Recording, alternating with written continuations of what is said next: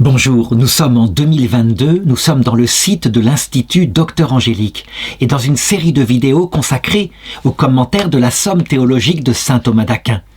C'est un commentaire qui se veut bien humble et qui essaye de rendre beaucoup plus simple ce que saint Thomas d'Aquin dit parfois de manière abstraite et donc qui pourrait quelquefois rebuter celui qui a besoin de choses beaucoup plus concrètes.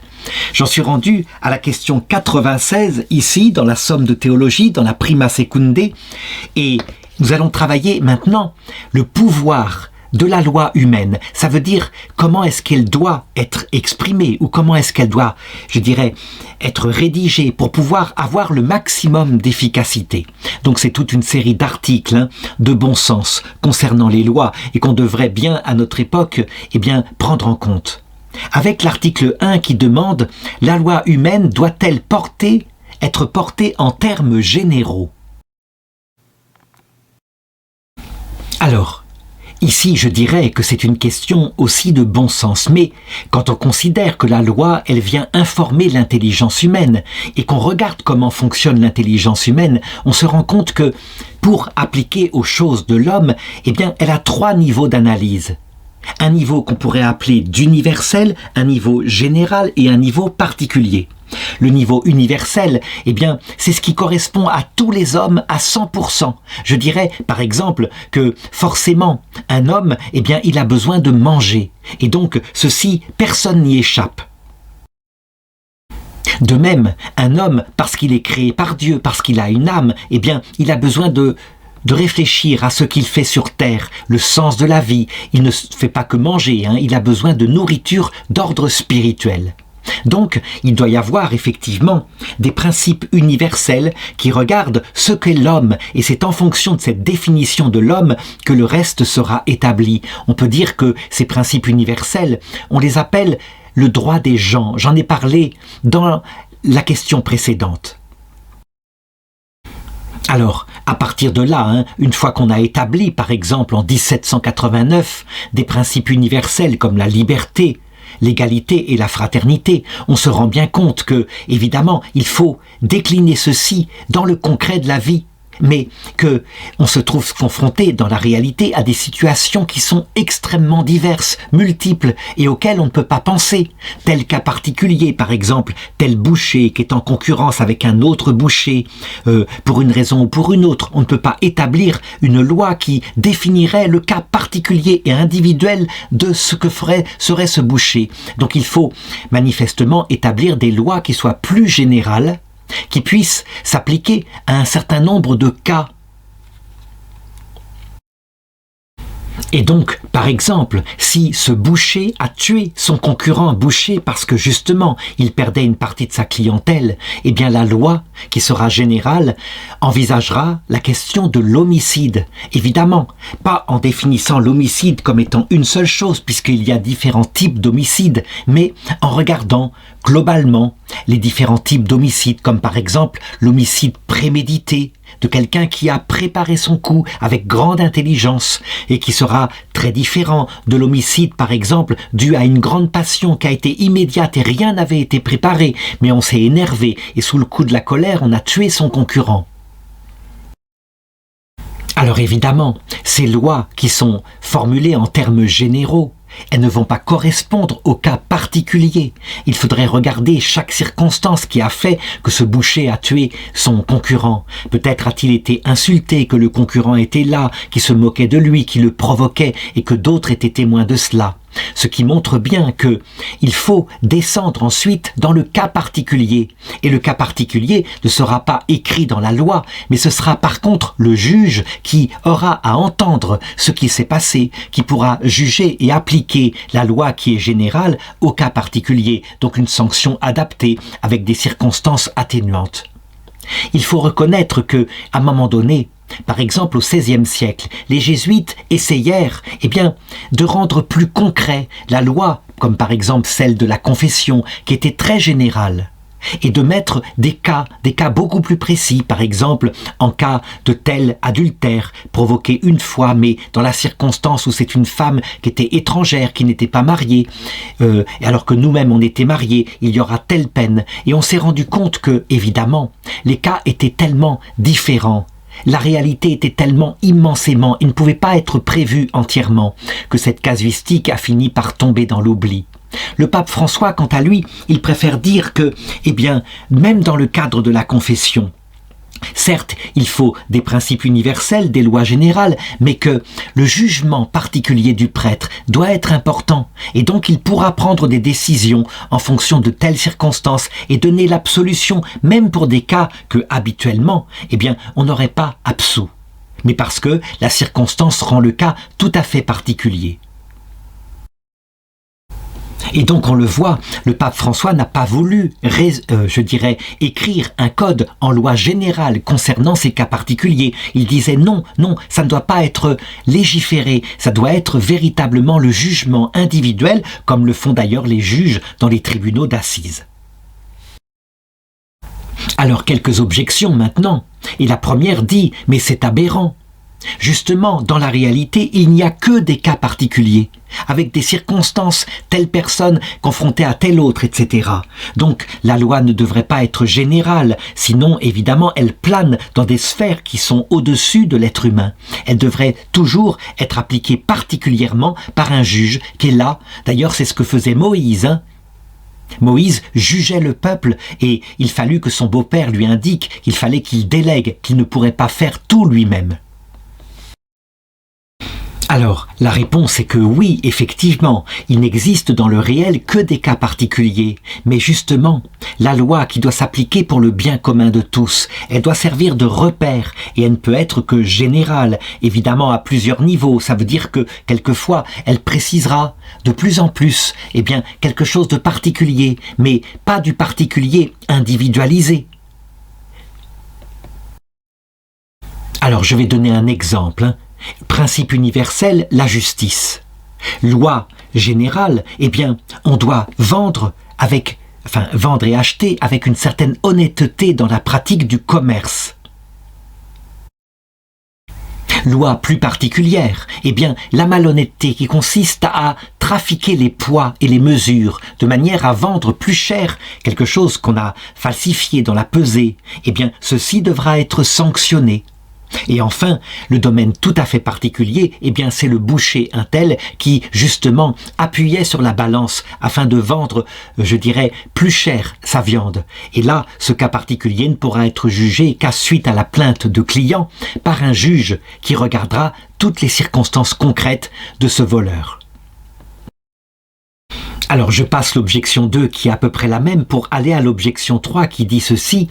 La loi, elle va donc régler les actes humains. Mais les actes humains, c'est quelque chose de précis avec des circonstances particulières. Et donc, si on veut régler les actes humains, il faut donc que la loi soit tout aussi précise. Ce que ne peut pas faire soit un principe universel comme le principe général de « il faut être juste », ni même quelque chose de plus général comme par exemple, je l'ai dit, on ne falsifiera pas les poids. Alors, la réponse est que, évidemment, on ne peut pas mettre sous forme de livre la totalité des cas particuliers. Et là, il faut qu'un juge, l'esprit de la loi, il le connaisse. Et donc, dans un cas tout à fait unique que personne ne pouvait prévoir, il soit capable d'appliquer l'esprit de la loi en fonction des textes qui sont généraux ou universels, au cas particulier qu'il a. Et voilà pourquoi, la loi est, prononcée ensuite dans des sentences concrètes qui sont elles-mêmes tenues par des juges. L'article 2 demande « La loi humaine doit-elle réprimer tous les vices, sans exception ?» Et je crois que là encore, pour bien comprendre, il faut regarder encore ce qui se passe dans les familles, avec les enfants. On le constate, les enfants d'abord, ils sont un peu comme nous, ils sont en progrès. Ça veut dire qu'ils n'ont pas atteint la plénitude de leur maturité. Et nous, adultes, pareil, nous pouvons progresser en sagesse, en science et puis en prudence. D'autre part, on constate que les enfants, ils ont en eux une loi de leur chair comme on a nous. Et par exemple, ils peuvent faire parfois des bêtises, contourner l'autorité du père pour aller ne serait-ce que chercher un bonbon qui normalement ne devrait être remis que comme récompense. Mais ils y vont quand même. Pourquoi ? Portés par leur gourmandise. Imaginons qu'un père de famille soit là et qu'il réduise la loi dans la perfection, ça veut dire qu'aucune espèce je dirais, d'erreur ne soit tolérée. D'abord, du côté de l'enfant, il exigerait de lui qu'il soit adulte alors qu'il n'a peut-être que 5-6 ans et qu'il fasse des actes qui sont au-delà de ce qu'il peut faire. On dirait que ce père-là est abusif et qu'on ne fait pas grandir une herbe plus vite en tirant sur elle. De même, s'il réprimait tout dans le moindre détail en ne laissant aucune part de liberté ou de bêtise à l'enfant, eh bien, au bout d'un certain temps, on verrait une tension chez l'enfant et quelquefois, ce serait pire, une fois adulte, reprenant sa liberté, il tomberait dans des vices encore plus grands, tellement il aurait été contraint dans sa liberté. Et donc il faut tenir compte que la loi, elle s'applique donc à des êtres humains, et l'être humain n'est non seulement pas parfait, mais que je dirais, eh bien, c'est un juste milieu qui lui permet de grandir. Un juste milieu entre une règle, il en faut, mais aussi tenir compte du besoin de liberté. Et donc, le juste milieu entre les deux fait que si on pousse trop dans un sens ou dans l'autre, eh bien, on est dans le vice. Donc l'excès de liberté pour un enfant provoque l'anarchie et il ne peut pas grandir ni se structurer. Mais l'excès de loi provoque de la même façon une tension et il ne peut pas grandir non plus. Eh bien, pour les êtres humains adultes, on devra juger de la même façon. Non seulement l'être humain est capable de progresser, et Dieu sait si tout le monde n'est pas vertueux, mais en plus, certains êtres humains, manifestement, eh bien, sont esclaves de certaines pulsions qu'ils n'ont pas pu dépasser. Et on dira donc que la loi, eh bien, elle ne peut pas être absolument parfaite. Voilà pourquoi, par exemple, depuis le début de l'humanité, eh bien, parce que des femmes sont dans la pauvreté et ont besoin d'argent, parce que des hommes ont un problème de gestion de leur sexualité, la prostitution a existé. Et elle n'a jamais été complètement interdite. Et si elle a été interdite complètement, alors elle est réapparue d'une autre façon, secrètement, parce que, évidemment, la loi a été contournée. Donc, attention à cela. Qui veut faire l'ange et créer une société absolument parfaite, quelquefois provoque l'inverse et une révolte des peuples parce qu'ils sont trop tenus. Connaissant donc l'être humain et le but de la loi qui est évidemment une vie harmonieuse dans le bien commun, eh bien on le voit, la loi, elle doit interdire certaines choses, maintenir le vice dans une certaine mesure, mais certainement pas tendre à la perfection absolue qui sera pour l'autre monde. Et là, tout simplement parce que, naturellement portés par la vision béatifique, nous n'aurons plus aucun mal à agir paisiblement dans le sens de la vertu. Alors, quelques objections maintenant dont la première dit « mais non, il faudrait que les lois bannissent tous les vices ». Et d'ailleurs, saint Isidore le dit. Les lois sont faites pour que, par la crainte qu'elles inspirent, l'audace soit réprimée. Et on le voit, si la loi ne réprime pas l'audace des voleurs, des assassins, alors, eh bien, dans ce cas-là, il y aura de plus en plus de crimes après tout. Alors, la réponse est que, évidemment, dans la matière grave, là où il y a crime, et je dirais, eh bien, la loi doit être intransigeante, et elle n'a pas à être dans un juste milieu. Mais, quand on dit la loi doit réprimer tous les vices, eh bien, on veut dire par là une loi qui s'étendrait jusque dans le moindre défaut, soit dans la vie de famille chez les enfants, soit chez les citoyens. Et ceci, on le voit, poussé trop loin, eh bien, ceci mettrait quelque chose d'inverse au bien commun, une tension telle que, éventuellement, il pourrait sortir des émeutes. Il faut remarquer que, d'ailleurs, au niveau de la vie spirituelle, de la relation à notre Seigneur, c'est pareil. Lorsque certains prêtres sont là, extrêmement culpabilisants, et portés par une théologie de type janséniste et qui menacent de l'enfer pour la moindre peccadille, comme ces histoires où on voit par exemple, qui sont inventées bien sûr, où on voit le Seigneur qui condamnerait à l'enfer éternel, une religieuse qui a été dévouée toute sa vie, mais qui avait un défaut, elle bavardait trop, en dehors des temps où il ne fallait pas parler. Évidemment, si le Seigneur punissait pour des peccadilles comme cela, eh bien, ça découragerait la vertu et, je dirais, le jansénisme a durablement stérilisé non seulement la pratique religieuse, mais même quelquefois a transformé en peur ce qui normalement devrait être amour de Dieu. Deuxième objection, la loi, on l'a dit, elle sert à rendre l'homme bon. Mais on ne peut pas rendre l'homme bon si on ne réprime pas tous les vices sans exception. D'ailleurs, c'est ce qu'on voit, par exemple, avec la loi qu'a établie Moïse, où le moindre vice était réprimé, et, je dirais, le moindre adultère ou le moindre acte sexuel en dehors du mariage était puni par la lapidation. Alors, il faut répondre que la loi de Moïse, inspirée par Dieu, évidemment entrait dans beaucoup de détails, et quelquefois allait très très loin. Mais son but n'était pas vraiment que le peuple hébreu la suive. D'ailleurs, c'est ce que reconnaît Saint Pierre, dans Actes chapitre 15, verset 10. « Pourquoi donc tentez-vous Dieu en voulant imposer aux chrétiens un joug que ni nos pères ni nous-mêmes n'avons eu la force de porter ?» Ce qui veut dire, dit saint Paul, que la loi ancienne, avec ses détails, elle servait plutôt de pédagogue afin que chacun se rende compte qu'il était pécheur. Et pourtant, on voyait certains, comme les pharisiens, qui inventaient encore plus de lois et qui arrivaient à la suivre et qui du coup se croyaient parfaits. Ils développaient donc beaucoup d'orgueil. Et parfois, d'après le témoignage même de Jésus, un comportement hypocrite, puisque quand on tend trop l'arc de sa vie, il casse. Et donc, évidemment, dans le secret de leur vie, eh bien, ils se rattrapaient, ils péchaient, c'était obligatoire. Voilà pourquoi, d'ailleurs, eh bien, saint Thomas cite le Proverbe chapitre 30, verset 33, « Qui se mouche trop fort fait jaillir le sang », qui montre bien que la loi, elle doit être, elle aussi, dans un juste milieu. Enfin, troisième objection, on a dit que la loi humaine dérive de la loi naturelle. Mais la loi naturelle, elle tend à toutes les vertus.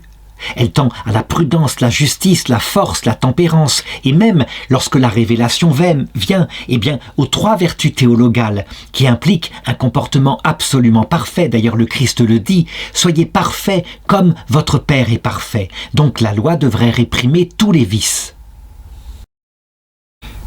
Alors, il faut répondre à cette objection que le Seigneur lui-même, eh bien, il prend le temps d'amener l'homme à la perfection. Certes, la loi divine a montré que le comportement parfait, il est d'ailleurs visible dans le comportement de Jésus. Il va jusqu'à aimer ses ennemis, donner sa vie pour ses ennemis. C'est quelque chose, évidemment, qui est une mesure qui dépasse la plupart des chrétiens. Il n'empêche que le Seigneur, il nous prend comme nous sommes, ça veut dire comme des agneaux, et il nous fait marcher au pas qui convient pour que nous progressions, soit en ce monde, soit s'il le faut, dans d'autres purgatoires, dans l'autre monde, et il nous rendra un jour parfait. Mais je dois dire, et ça c'est très important, il est une perfection qui est au-delà de l'application absolue de la perfection de la loi. Et cette perfection, c'est l'humilité. Et l'humilité, parfois, s'acquiert par le fait que, eh bien, l'homme considère sa vie et considère qu'il pêche par rapport à la mesure de la perfection. Et voilà pourquoi saint Augustin dit ceci: « Cette loi est portée pour régir les cités, cette loi tolère beaucoup de choses et les laisse impunies, mais la providence divine, quant à elle, elle ne laissera rien imparfait. Mais parce que la loi humaine ne réalise pas tout, on ne peut pas dire pour autant qu'elle ne que ce qu'elle réalise soit à réprouver. Ce qui veut dire que la loi humaine, même imparfaite, eh bien, elle a une disposition à la perfection que seul Dieu pourra réaliser, et pas seulement en ce monde, mais aussi dans l'autre. L'article 3 demande « La loi humaine doit-elle ordonner les actes de toutes les vertus ?» Eh bien, je dirais que la réponse à cette question-là dépend de ce que je viens de dire dans l'article précédent. Le fait de ne pas exiger la perfection chez un homme de toutes les vertus ne veut pas dire que la loi, elle, ne puisse pas élaborer et légiférer en indiquant toutes les vertus. Donc on l'a dit, la loi humaine, elle est en vue du bien commun. Et le bien commun, évidemment, eh bien, il implique toutes les vertus. Par exemple, l'homme qui est prudent, qui ordonne son comportement au bien, eh bien, c'est une vertu de l'intelligence.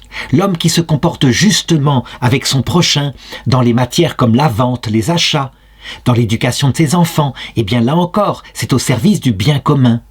L'homme qui modère sa convoitise, par exemple, en justement respectant les femmes qui sont dans la rue, en ne se comportant pas comme un rustre, eh bien, là encore, cela fait partie du bien commun. De même pour les colères par rapport à la vertu de force. Et donc, on le voit, la loi, Elle peut effectivement parler de tout, même si, dans le concret, je l'ai dit, parce que l'homme n'est pas parfait, eh bien, elle doit modérer les sanctions et parfois tolérer des imperfections. Si elle cherche trop la perfection en cette vie, évidemment, elle ne correspondra pas à la situation où nous sommes actuellement avec le fomes peccati, donc la fragilité. Ce qui fait que comme la loi s'adresse au grand nombre, elle devra évidemment gérer des hommes qui, évidemment, n'ont pas toutes les vertus.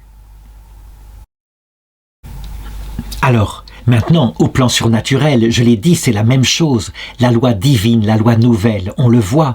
Dans le discours, par exemple, quand Jésus dit « Ne croyez pas que un seul point sur le i de la loi de Moïse qui sera annulé. » Non. Et puis ensuite, il cite toute une série de comportements qui évidemment sont portés par la charité et qui transfigurent les commandements charnels de la loi de Moïse en des commandements spirituels. Eh bien, on le voit, le Christ énumère la façon dont un chrétien doit se comporter. Évidemment, aucun chrétien, sauf la Vierge Marie, n'a réussi à appliquer sur la terre la totalité de ce que le Christ prêchait. Cependant, eh bien, cette énumération nous montre un modèle, un but à atteindre, et, je dirais par là, permet aussi, en se comparant, d'acquérir une plus grande humilité. Alors, quelques objections maintenant. Et non, dit l'objection 1, il n'est pas possible que la loi doive élaborer ou commander toutes les vertus, puisqu'on voit que la loi parfois permet certains vices. On l'a dit dans l'article précédent, je parlais de la prostitution, mais aussi d'un certain niveau de fraude. Pas trop, évidemment, mais pas grave. Et cela permet une certaine, je dirais, détente chez le peuple.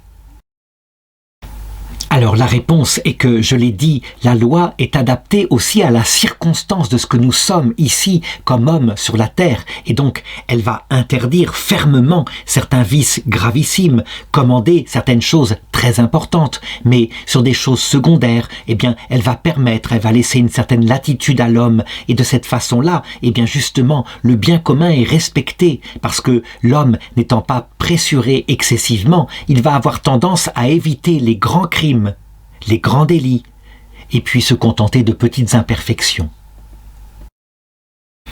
Alors, une deuxième objection dit ceci. La vertu, c'est véritablement la finalité de la loi.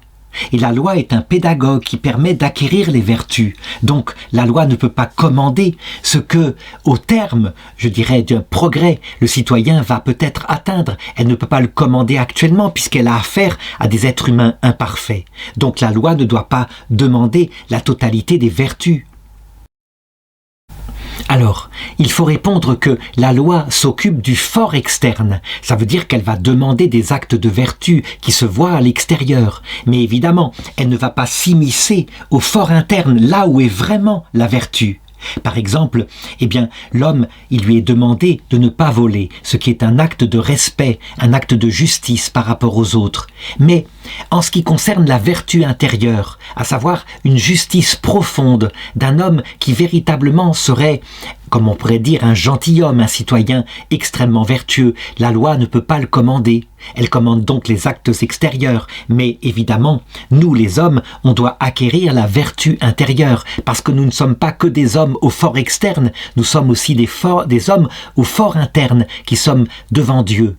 Et je dirais que c'est Dieu qui jugera de la qualité de notre cœur, pas la loi extérieure. Enfin, dernière objection, la loi, elle sert pour le bien commun. Mais il y a des domaines de la vie qui sont véritablement d'ordre privé. Je viens de parler de ma conscience intime, de ce que je pense à l'intérieur de moi. La loi ne peut pas voir ce que je pense, c'est évident. Mais il y a aussi le cercle privé de la famille qui, je dirais, ne peut pas être sous le domaine de la loi. Si c'était le cas, est-ce qu'on ne serait pas dans un totalitarisme, c'est-à-dire une espèce de loi qui empêche totalement la liberté humaine ?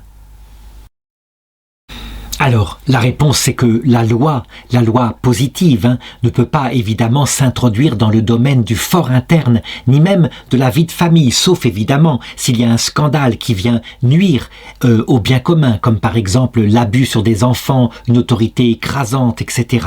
Et dans ce cas-là, la loi doit s'en mêler. Par contre, on le voit en ce qui concerne l'acquisition des vertus à l'intime de soi, eh bien, ce sera une autre loi qui le permettra. Et la loi en particulier de celui qui s'occupe de notre âme, à savoir Dieu.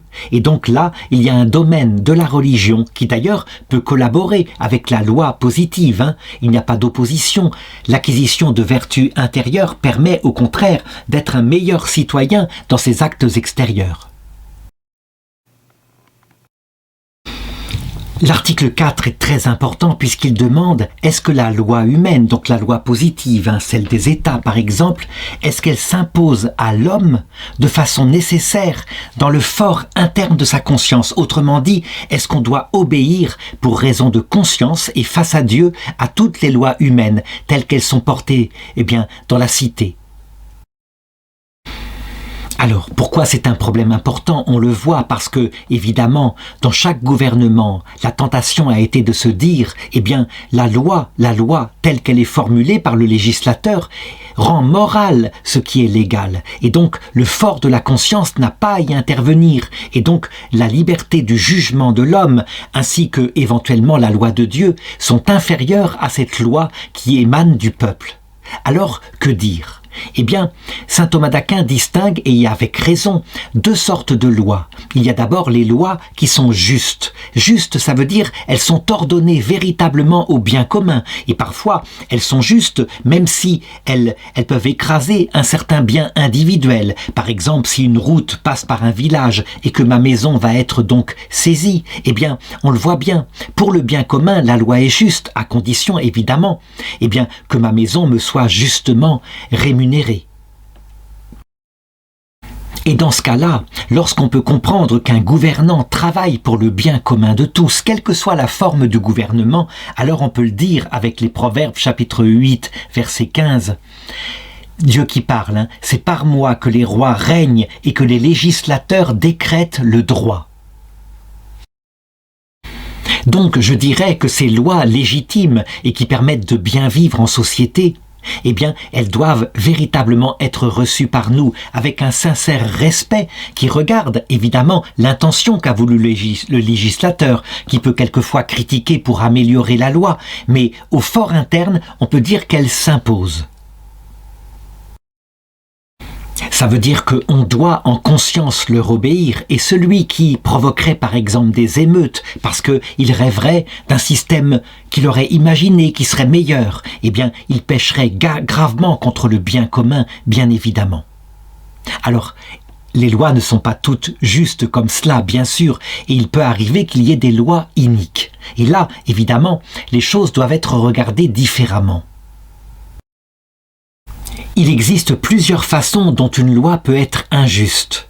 Et je dirais, la façon la plus radicale, évidemment, c'est quand elle touche à la conscience même de l'homme dans la partie la plus profonde de son être.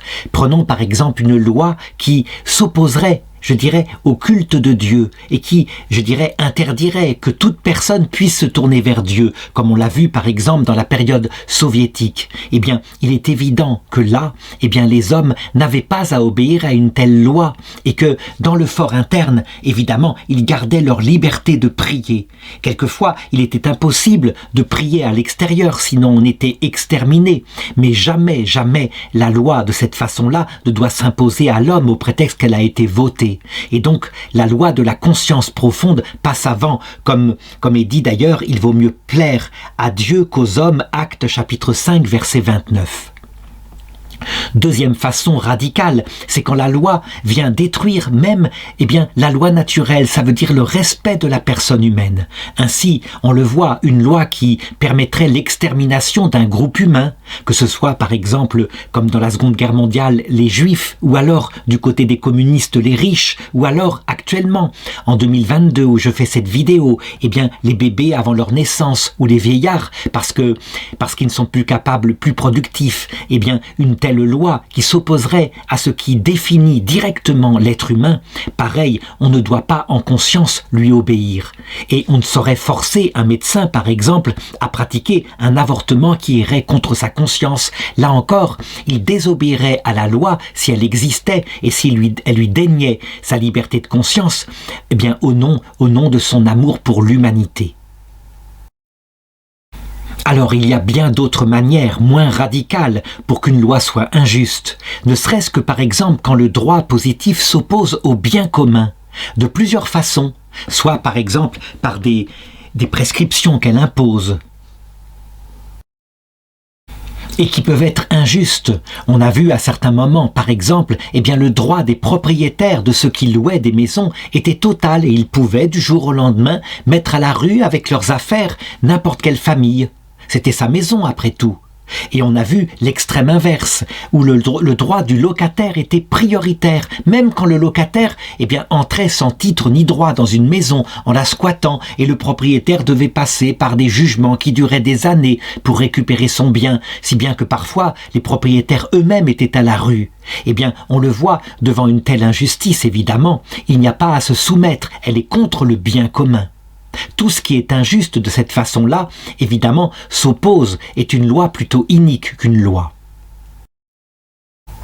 Parfois, c'est d'une autre façon, quand par exemple, le législateur ou alors le roi ordonne tout pour son bien propre et sa propre richesse, et par exemple un impôt écrasant qui, je dirais, est mené par le roi pour se construire un palais géant, quelque chose comme cela, il est évident que s'il maintient son peuple dans la misère, il y a ici une révolte légitime.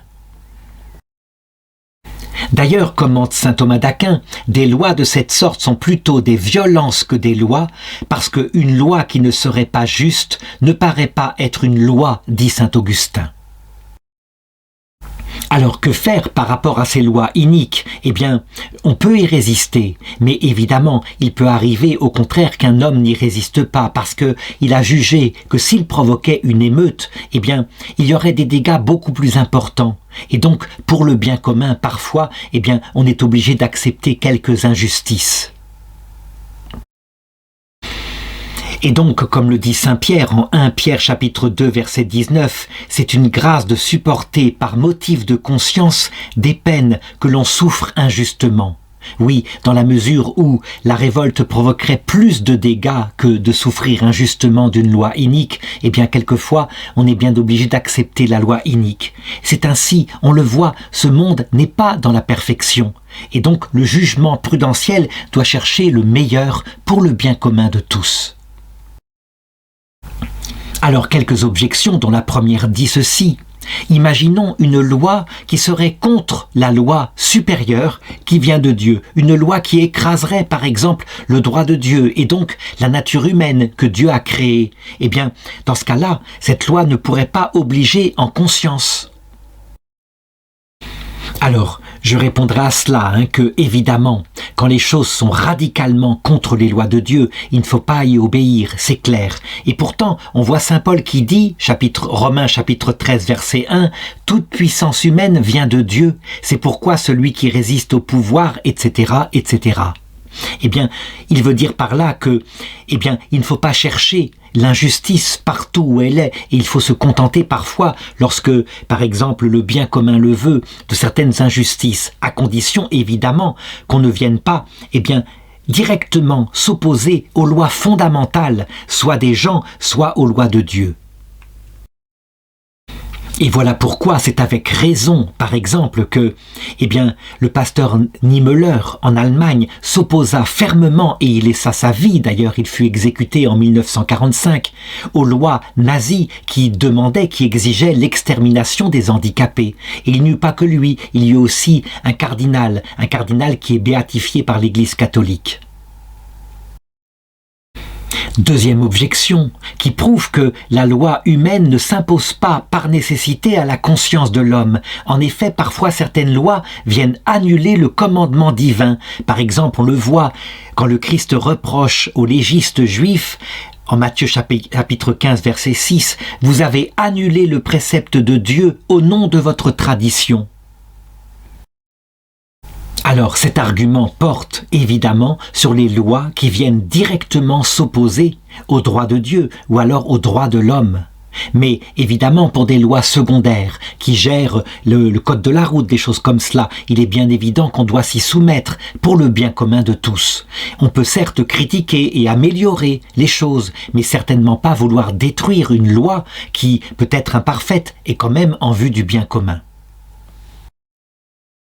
Enfin, troisième objection qui montre que parfois il faut être révolutionnaire parce qu'il y a des lois humaines qui imposent aux hommes la calomnie et l'injustice. C'est ce que dit le prophète Isaïe, chapitre 10, verset 1. « Malheur à ceux qui établissent des lois iniques et qui prescrivent des injustices, afin d'opprimer les pauvres dans les procès et de faire violence aux droits des humbles de mon peuple. » Donc on le voit, lorsque les droits de l'homme sont bafoués de cette façon-là, eh bien on doit repousser de telles lois avec véritablement courage.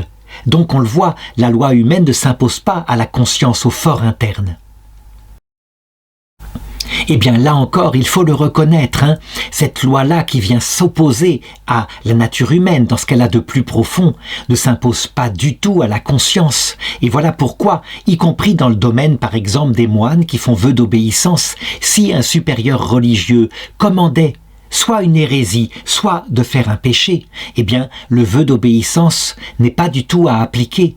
Et celui qui se dit « j'obéis puisque de toute façon, comme ça, je ne peux pas me tromper », celui-là se tromperait. Le vœu d'obéissance est évidemment l'action de quelqu'un d'intelligent qui obéit sur tout ce qui est juste.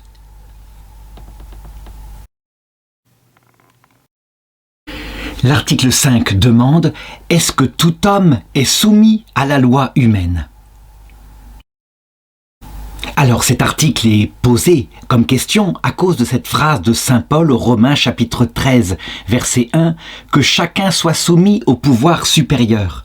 Ce qui a fait évidemment que, interprété parfois par des États, eh bien, toute possibilité de réformer la loi, je dirais même toute possibilité de révolution quand la loi était mauvaise, était comme cela interdite. La réalité c'est que d'abord, premièrement, nous devons comprendre que nous sommes donc des hommes intelligents. Nous ne sommes pas, je dirais, des fourmis. Et donc, la soumission à la loi, puisque la loi est faite pour éclairer l'intelligence, vient de l'intelligence. Et donc, quand l'homme vertueux, considère que la loi, véritablement, est ordonnée pour le bien commun, alors c'est dans ce devoir de sa vertu de se soumettre à la loi. Et cette soumission est celle de citoyens intelligents. Je veux dire par là que lorsque la loi est bonne, eh bien, lorsqu'elle est orientée vers le bien commun, il peut y avoir tout de même certains articles de loi qui ont été mal pensés, mal goupillés, ou qui produisent un effet secondaire nuisible au bien commun. Ce qui fait que voilà comment il faut recevoir ce genre de loi. D'abord, eh bien positivement, en essayant de comprendre l'intention du législateur. Quand il met, par exemple, une interdiction, souvent c'est parce qu'il y a eu une fraude concernant cette interdiction, ou lorsqu'il demande, pour obtenir un papier que soit fourni telle attestation, eh bien il ne faut pas tout de suite se révolter en parlant du tatillonnage de l'administration, parce que très souvent, ça a une raison qu'il faut essayer de comprendre. Cependant, ce premier geste étant donné, eh bien, la loi peut être critiquée, comme on le voit par exemple avec le beau-père de Moïse. Moïse jugeait tout le monde, de ses propres chefs. Il était le seul juge en Israël durant l'exode dans le désert. Et il alla voir son beau-fils et il lui signala qu'il fallait qu'il délègue, qu'il ne pourrait jamais tenir s'il faisait cela toute seule. Et donc on le voit, cette critique est positive et elle permet d'améliorer la loi. Alors, bien sûr, il peut y avoir maintenant des raisons qui font que, eh bien, on n'est pas soumis à une loi qui est pourtant bonne. Eh bien, la première, c'est évidemment quand on ne fait pas partie de la juridiction de la loi. Par exemple, justement, le beau-père de Moïse, qui n'est pas d'une tribu d'Israël, qui est un homme d'un autre peuple et qui vient simplement visiter son beau-fils, il n'est pas lui-même soumis à la loi que Moïse a écrite pour son peuple. Appliqué à la loi divine, il est bien évident que la loi de Jésus-Christ, la loi de la charité, eh bien, ne s'applique pas à quelqu'un qui ne serait pas chrétien, qui serait d'une autre religion. Par exemple, l'appel à rester fidèle lorsque le couple dans le mariage va mal, mais qu'on a reçu le sacrement de mariage, eh bien, il ne s'applique qu'à ceux qui sont évidemment catholiques. Et ceux qui sont mariés sous le régime, par exemple, eh bien, du judaïsme, ceux-là ne sont pas tenus, ils sont tenus par leur propre loi. Et donc, on le voit dans le judaïsme, eh bien, il y a des conditions pour que soit établi le divorce. Alors jusqu'ici, je décrivais la façon dont l'homme vertueux, le citoyen honnête, se soumet librement à la loi, avec cette intelligence qui y préside. Mais il y a une deuxième façon dont on peut être soumis à la loi, c'est justement lorsqu'il s'agit de l'homme non vertueux, du bandit, celui qui méprise la loi. Alors dans ce cas-là, je l'ai dit, il y a dans la loi une force coercitive et des punitions qui sont prévues. Et sous ce rapport-là, pour le bien commun, eh bien, l'homme qui se révolte de manière malhonnête contre la loi peut être obligé de se soumettre à la loi. Et voilà pourquoi dans toutes les lois humaines, il y a une sorte de police, une police chargée d'appliquer une violence légitime, justement pour ceux qui sont récalcitrants à la loi.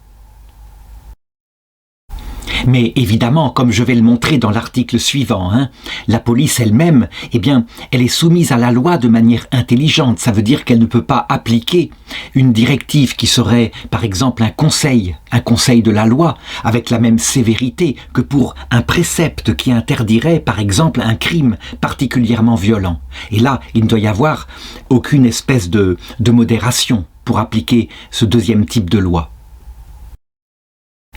Alors, quelques objections, et la première dit, il semble que non, tous les hommes ne sont pas soumis à la loi. En effet, la loi, elle a été soumise justement pour ceux qui en sont destinataires. Et voilà ce que dit saint Paul, 1 Timothée chapitre 1 verset 9, la loi n'a pas été instituée pour le juste. Ce qui veut dire donc que le juste, lui, n'est pas soumis à la loi.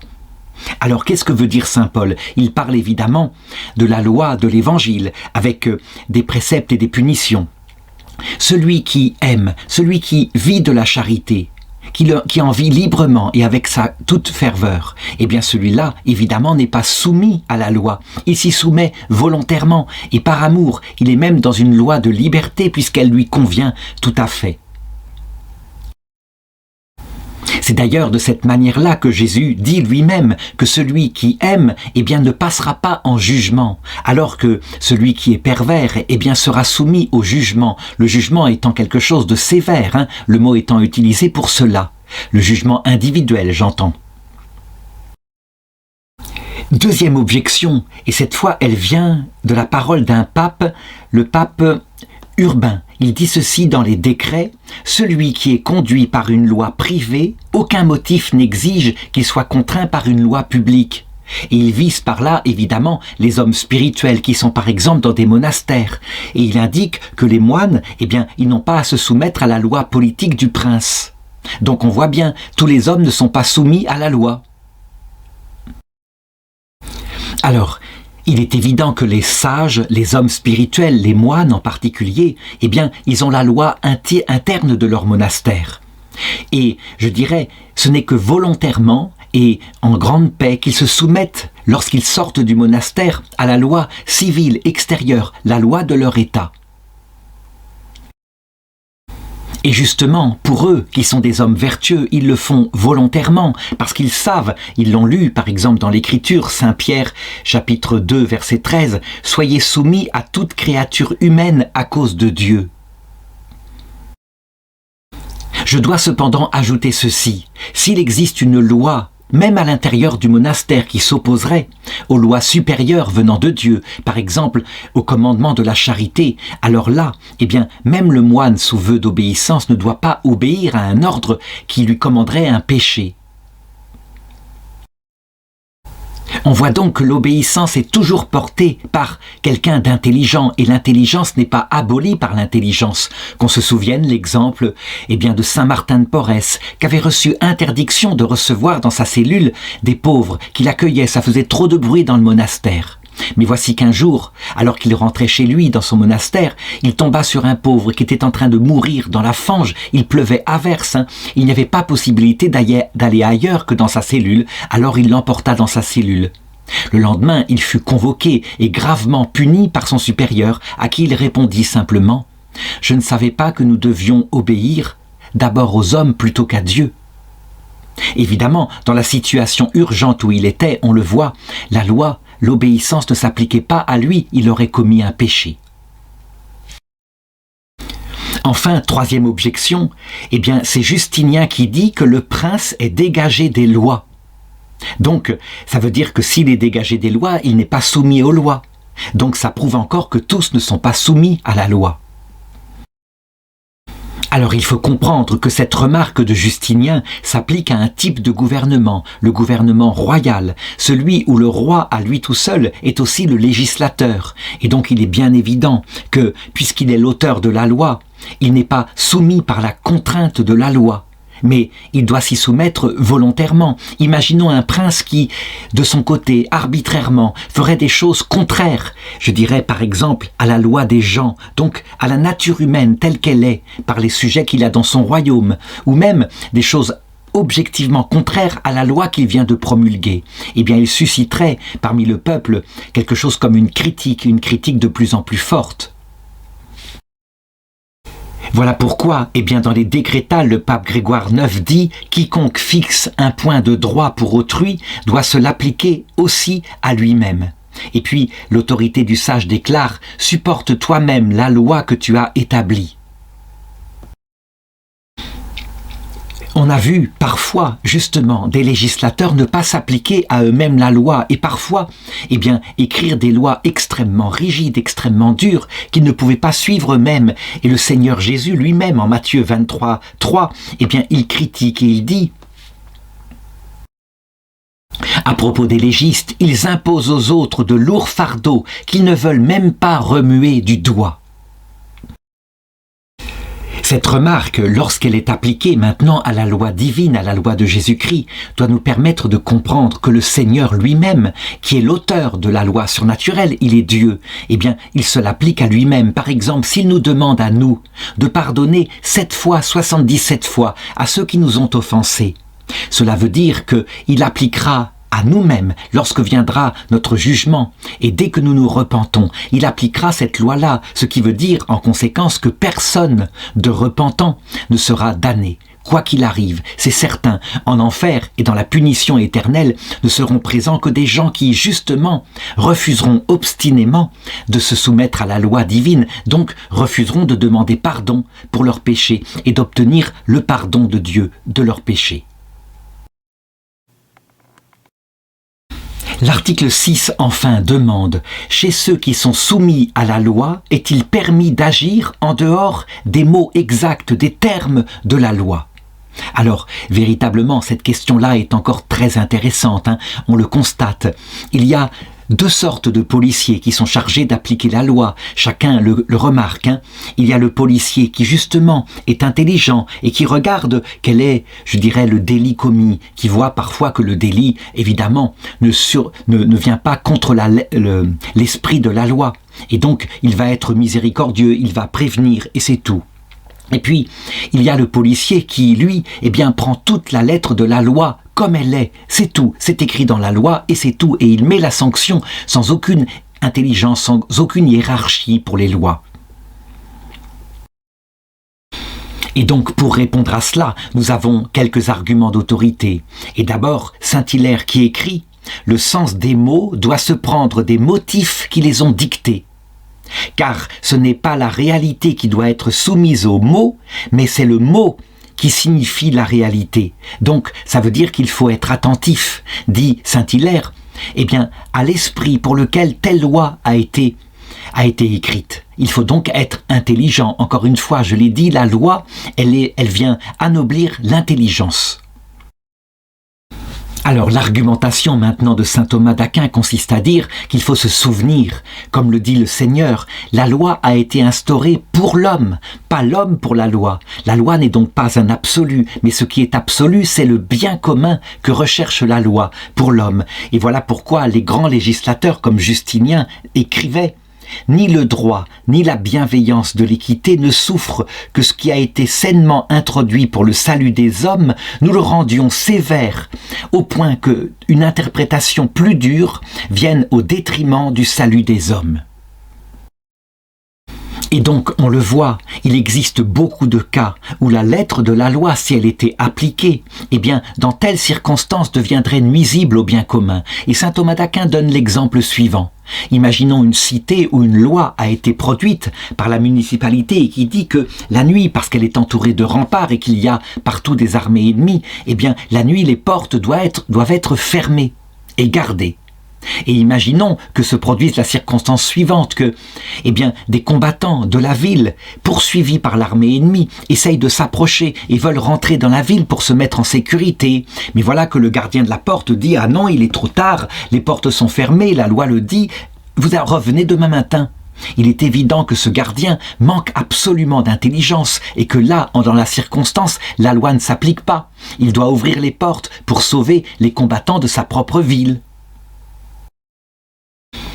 Et il faut remarquer que c'est un enseignement du Seigneur lui-même qui nous montre que c'est l'esprit, l'intention du législateur qui vise le bien commun qui doit être regardé. Et il l'applique même pour la loi de Dieu, la loi de Moïse. Par exemple, quand il dit en Luc, chapitre 14, verset 5, Jésus leur disait « Le sabbat a été fait pour l'homme et non pas l'homme pour le sabbat. » Le sabbat, c'est la loi qui oblige tout le samedi à rester sans travailler parce que Dieu s'est reposé le 7e jour. Et il leur a imposé cet argument-là, hypocrite, lequel d'entre vous, si son fils vient à tomber dans un puits, ne l'en tirera aussitôt, même le jour du sabbat? Qui d'entre vous attendra le lendemain? Et évidemment, il ne pouvait rien répondre à cela. Il faut remarquer que le pape François, qui est pape de l'Église catholique dans les années 2010-2020, faisait remarquer une chose qui scandalisa certaines personnes qui justement avaient le sens rigide de la loi. Il disait, parfois dans certaines circonstances, observer la loi de Dieu au sens littéral, où la loi de l'Église provoque un péché mortel. Et il suffit de donner des exemples, le fameux exemple bien connu qui dit que le mensonge est toujours un mal, et pourtant on vit le pape Pie XII envoyer ses nonces partout dans l'Europe occupée par les nazis et indiquer qu'il fallait absolument protéger les juifs et faire aux enfants juifs, s'il le fallait, des faux certificats de baptême, ce qui implique donc un mensonge et puis aussi quelque chose comme un sacrilège. Mais il fallait le faire pour sauver leur vie et mentir ainsi aux nazis. Il faut remarquer, comme le montre le pape François, que si jamais on avait appliqué ici la loi qui dit que dans toutes les circonstances, le mensonge est un mal et que le mensonge n'est donc pas licite, alors on serait sorti avec quoi? Avec un génocide d'enfants. Et il est bien évident que dans cette circonstance, lorsqu'on ne peut pas faire autrement, évidemment, on doit contourner la loi de Dieu et c'est nécessaire. Alors évidemment, comme le fait remarquer saint Thomas d'Aquin, il est évident qu'en période de paix, en période où il n'y a pas d'urgence comme cela, la loi peut être appliquée, y compris à la lettre, et quelquefois, on s'énerve parce que la lettre de la loi ne semble pas intelligente. Mais après tout, ici, il n'y a pas une obligation supérieure qui oblige à contourner, comme ça, la lettre de la loi. Je dirais que la même chose s'applique, par exemple, aux moines qui, eux, sont sous une loi particulière qu'ils ont choisie, le vœu d'obéissance. Et par exemple, si le supérieur leur demande une chose absurde, mais qui ne met pas en danger le monastère ou d'un péché, comme par exemple commencer à balayer les escaliers, mais en démarrant par le bas, le moine qui est sous son vœu d'obéissance pourra absolument ici se soumettre. Il sait bien avec son intelligence que c'est idiot, il faut commencer toujours par le haut, à balayer un escalier, mais peu importe. Par contre, je l'ai dit, si son supérieur lui commande quelque chose qui est contre la loi de Dieu, soit contre la foi, par exemple une hérésie d'y adhérer, ou contre la charité, comme par exemple un péché mortel, alors en aucun cas il ne doit obéir. Et l'obéissance ici, il la doit à l'Église et au Christ. Il vaut mieux obéir à Dieu plutôt qu'aux hommes. Alors quelques objections, et en particulier saint Augustin semble dire qu'il faut obéir aux lois quand elles sont promulguées. Il le dit. Quant aux lois temporelles, bien que les hommes en jugent au moment où ils les établissent, toutefois, lorsqu'elles auront été instituées et confirmées, il ne sera plus permis de les juger. Il faudra plutôt juger d'après elles. Donc on le voit, si on suit saint Augustin, on doit se soumettre à la lettre de la loi lorsqu'elle est promulguée. Alors la réponse est donnée par saint Thomas d'Aquin et il le redit, souvenons-nous que la loi vient informer l'intelligence, donc elle s'adresse à des citoyens intelligents et donc en cas de nécessité, lorsque la lettre de la loi serait nuisible au bien commun, il est évident qu'il ne faut pas appliquer la lettre de la loi. Et dans ce cas-là, celui qui n'applique pas la lettre de la loi, évidemment, il devient quelqu'un qui observe profondément l'esprit de la loi. Qu'on se souvienne par exemple de l'histoire de cet officier français qui, pendant la Première Guerre mondiale, était soumis à l'autorité civile de Tahiti. Mais voici qu'une escadre allemande vint pour piller le charbon de Tahiti. Et lui se révolta contre le gouverneur civil qui voulait livrer comme ça, sans combattre, les réserves de charbon, ce qui aurait été nuisible à la France tout entière, puisque les croiseurs allemands auraient pu ainsi attaquer des bateaux de commerce. Et lui, contre l'autorité civile, attaqua les bateaux allemands avec des canons et ils furent obligés de fuir. Cet officier français fut dans un premier temps, condamné et, emporté en France pour y être jugé, avant évidemment d'être décoré de la Légion d'honneur, ce qui ne l'empêcha pas malheureusement de mourir de tristesse le temps où il était comme ça condamné, où son action n'avait pas été comprise. Pourtant c'est lui qui avait raison. Deuxième objection, qui a le pouvoir d'interpréter les lois, si ce n'est celui qui les a établies ? Et donc, ce n'est pas aux citoyens privés d'interpréter les lois, ce qui veut dire qu'on doit donc se soumettre à la lettre des lois telle qu'elle est écrite. La réponse, encore une fois, est que celui qui applique la loi, il comprend que la loi n'a été écrite que pour le bien commun de tous. Et donc, s'il constate que dans la circonstance, l'application de la loi va provoquer un préjudice terrible, il est suffisamment au courant de l'intention du législateur qui veut le bien commun de la société pour lequel il légifère, pour appliquer la loi selon son esprit et pas selon sa lettre. Et je dirais que cette façon de faire doit être celle à peu près de tout subordonné qui applique un ordre, y compris par exemple à l'armée. Et ce qui fait un bon militaire, c'est quand des sous-officiers sont capables, dans certaines circonstances, de prendre une initiative différente de celle par exemple de l'officier supérieur qui lui n'a pas l'expérience du terrain. Évidemment, il peut arriver qu'il y ait un doute par exemple parce que le sous-officier ne connaît pas tous les plans généraux. Et là, dans ce cas-là, il doit demander conseil, demander l'explication à l'officier supérieur. Alors enfin, dernière objection. On qualifie celui qui écrit la loi, le législateur, de sage. Et voilà ce que dit le Proverbe chapitre 8, verset 15. C'est par moi que les rois gouvernent et que les législateurs décrètent le droit. Donc, ça veut dire que les sages sont inspirés par la volonté de Dieu. Et donc, il n'appartient pas à nous, citoyens qui n'écrivons pas la loi, de juger de la loi, mais seulement aux législateurs. Là encore, il faut avoir du bon sens.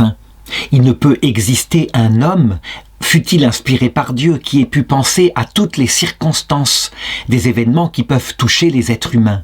Et donc, manifestement, il faut comprendre l'intention du législateur, qui est le bien commun, et donc sur le terrain, quand il se présente une circonstance particulière que ne pouvait pas prévoir la loi, qui est écrite en termes généraux, il faut être capable, intelligemment, d'appliquer la loi pour le bien commun de tous. Donc, quelquefois, selon l'esprit de la loi et non pas selon sa lettre.